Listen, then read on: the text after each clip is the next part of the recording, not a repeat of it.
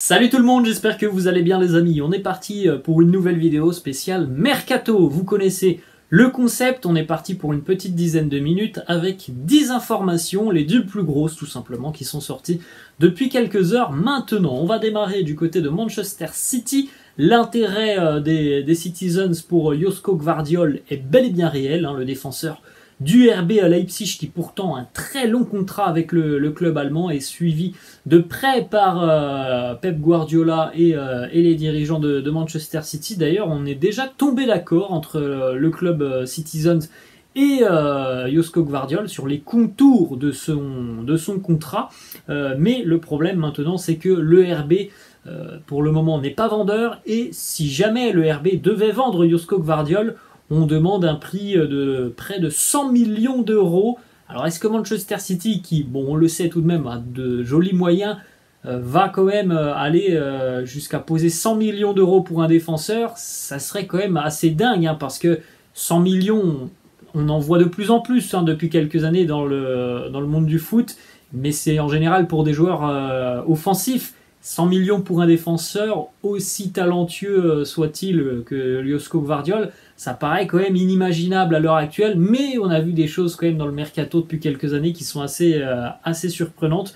Donc voilà, ça sera intéressant de suivre ça sur les prochaines semaines, parce que ça va véritablement coûter très très cher, hein, si City veut définitivement boucler l'arrivée de Josko Gvardiol. On enchaîne les amis avec une information qui nous arrive tout droit d'Arabie Saoudite. Le club de Al Ahly, qui vient donc fraîchement de recruter Edouard Mendy notamment, a proposé un joli contrat aussi à l'attaquant brésilien Roberto Firmino. On lui offre un contrat jusqu'en 2026, donc à peu près 3 ans, avec évidemment un très joli salaire à la clé. Le club saoudien espère d'ailleurs boucler ce deal dans les tout prochains jours. On rappelle que Roberto Firmino, à l'heure actuelle, il est sans club, hein, puisqu'il est sans club jusqu'au 30 juin. Il est encore un joueur de Liverpool, mais on sait qu'il va quitter le club gratuitement. Les Reds n'ont pas prolongé son contrat. Il y avait aussi d'autres clubs intéressés en Europe. Encore une fois, voilà, hein, la question que l'on peut se poser à chaque fois par rapport à l'intérêt de certains clubs saoudiens, c'est est-ce que Bobby Firmino a envie de continuer en Europe, ou alors a-t-il envie peut-être d'aller chercher un joli chèque du côté de l'Arabie Saoudite. Ensuite, on continue les amis avec une information cette fois-ci qui concerne le PSG. Ça sent bon pour l'arrivée de l'international français Lucas Hernandez, puisque le Paris Saint-Germain et le joueur se sont mis d'accord aussi sur les contours de son futur contrat. Du côté du PSG, on va discuter encore un petit peu plus concrètement avec le Bayern sur les prochains jours. Côté bavarois, le joueur n'est pas considéré comme intouchable, donc il y a évidemment une porte qui est ouverte à un départ du français.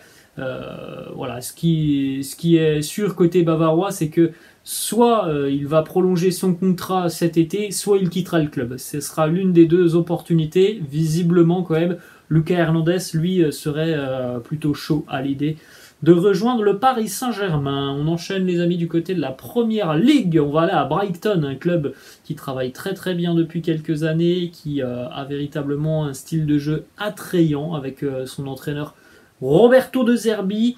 Côté Brighton, on a par exemple recruté James Milner cet été. On envisage aussi, pourquoi pas, d'entamer des négociations avec l'attaquant ghanéen de l'Ajax Amsterdam, Mohamed Kudus, qui est l'une des cibles de Brighton pour ce mercato estival. Ça ne sera pas facile, parce que évidemment du côté de l'Ajax, déjà, on a envie de conserver le jeune crack.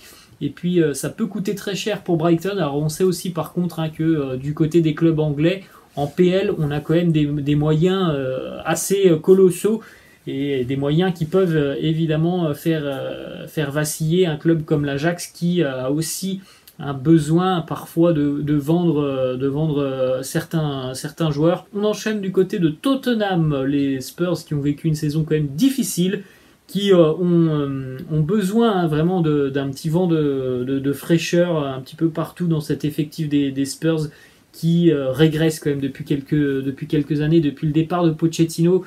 C'est quand même difficile hein, du côté de Tottenham. Est-ce qu'on va perdre Harry Kane? Ça aussi, ça serait quand même un énorme coup dur pour les Spurs. On attendrait mieux de Tottenham cette saison. L'arrivée de James Maddison pourrait être opérationnelle dans les prochaines semaines, puisque Tottenham pousse fort du côté de Leicester. C'est l'une des priorités de Ange Postecoglou, le nouvel entraîneur des Spurs de Tottenham. Et on rappelle quand même que Leicester a été relégué en seconde division, que James Maddison est un international qui a évidemment le niveau pour retrouver un club en première ligue.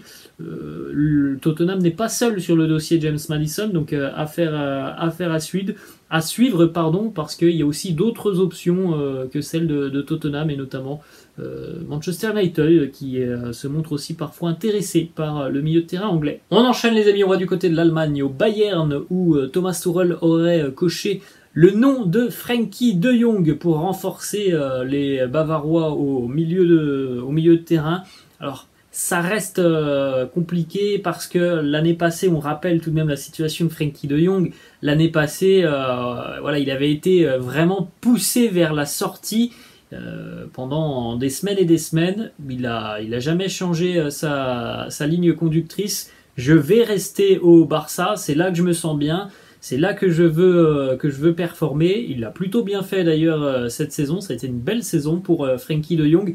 Et il y a encore quelques semaines, il l'a aussi annoncé, hein, il ne compte absolument pas quitter le club. Donc voilà, ça semble quand même compliqué pour les Bavarois d'aller chercher Frenkie de Jong au Barça. Ensuite, on enchaîne avec une information qui concerne Victor Osimhen, l'attaquant nigérian du Napoli. Est-ce que Osimhen sera encore à Naples dans quelques semaines? Ça, c'est une question pour le moment auquel on ne peut pas répondre. C'est surtout aussi un choix difficile, hein, parce qu'il y a quand même un titre de champion d'Italie. Il y a une équipe très séduisante côté napolitain. Est-ce que Osimhen a envie de continuer, ou alors peut-être d'aller chercher encore plus haut, à savoir la Première Ligue et son attractivité évidemment incroyable. Chelsea, Liverpool et Manchester United se montrent tous intéressés par l'attaquant nigérian. Après, il faut aussi le dire, hein, si Naples se sépare de Osimhen, il va falloir vraiment sortir le chéquier. Aurelio De Laurentiis, je pense, demandera 90, peut-être 100 millions d'euros, hein, pour Victor Osimhen. On enchaîne avec une information qui nous arrive d'Espagne. C'est le quotidien Marca qui annonce que Manchester City s'intéresse de près à Achraf Hakimi. Alors du côté Citizens, voilà, c'est un peu flou en ce qui concerne le poste de latéral. Pour le moment, il y a pas mal de rumeurs autour de certains latéraux du côté de City. Achraf Hakimi, donc suivi par Manchester City. Bon, son agent a quand même annoncé qu'à l'heure actuelle, c'était le Paris Saint-Germain et rien d'autre. Mais attention tout de même à ces négociations assez sérieuses entre City et le joueur. On enchaîne avec une information du côté cette fois-ci de Manchester United. On a montré un intérêt assez concret envers Adrien Rabiot sur les derniers jours côté Red Devils. Pour rappel, il est libre de tout contrat dans moins d'une semaine, Adrien Rabiot, au 30 juin. Ça ne sera plus un joueur de Liverpool, de la Juve, à moins qu'il ne prolonge son contrat avec la Juventus. Reste à savoir tout simplement la position du joueur. Est-ce qu'il veut continuer en Italie, ou est-ce qu'il y a peut-être aussi une envie d'ailleurs, après avoir connu la Ligue 1, la Serie A, peut-être qu'il a envie de découvrir un nouveau championnat. Et on va terminer les amis avec une information qui nous vient du Paris Saint-Germain. Marco Verratti aurait reçu une offre importante en provenance d'Arabie Saoudite, le club d'Al Hilal. L'offre est sérieusement étudiée par le joueur et ses représentants ainsi que son entourage. Il va prendre une décision assez rapidement. C'est vrai que c'est compliqué quand même du côté de Paris à l'heure actuelle, parce que tu n'as pas forcément de vision sur le futur du club. On entend beaucoup de rumeurs au PSG, mais à l'heure actuelle, on n'a toujours pas d'entraîneur, hein, côté Paris Saint-Germain. Alors, On entend que ça ne devrait tarder, mais on est quasiment au début du mois de juillet, on n'a toujours pas d'entraîneur. Donc évidemment que ça peut aussi faire un petit peu tourner la tête de certains qui se disent bah voilà, c'est peut-être le moment d'aller voir ailleurs, parce que il n'y a pas forcément de stabilité côté PSG, changement d'entraîneur quasiment tous les ans.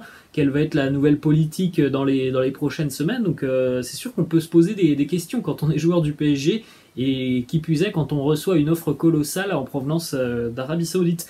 Voilà les amis, la fin de cette vidéo, j'espère que ça vous a plu. N'hésitez pas comme d'habitude à lâcher un petit pouce bleu, n'hésitez pas non plus à vous abonner à la chaîne, je vous laisse, et je vous dis à la prochaine. Ciao.